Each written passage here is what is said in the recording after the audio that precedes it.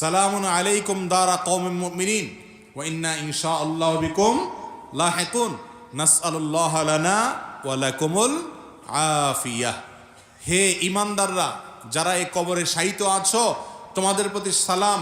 তোমাদেরকে আল্লাহ তাআলা শান্তিতে রাখুন, শান্তি বর্ষণ করুন তোমাদের উপরে। আর আমরা অচিরেই তোমাদের সাথে এসে যোগ দিব, আমরাও আসছি তোমাদের পেছনে পেছনে। এই সালাম পেশ করা, এটাই হলো কবর জিয়ারত করা। এর বাইরে কবরস্থানে কবর জিয়ারত করতে গিয়ে অমুক সূরা এতবার পড়তে হবে, তমুক সূরা এতবার পড়তে হবে, হ্যাঁ, এরকম করলে কবর জিয়ারত হবে, না হলে কবর জিয়ারত হবে না, এরকম কোনো বর্ণনা নবী করিম সাল্লাল্লাহু আলাইহি ওয়াসাল্লাম এরকম কোনো কবর জিয়ারতের পদ্ধতি আমাদেরকে শেখান নেই।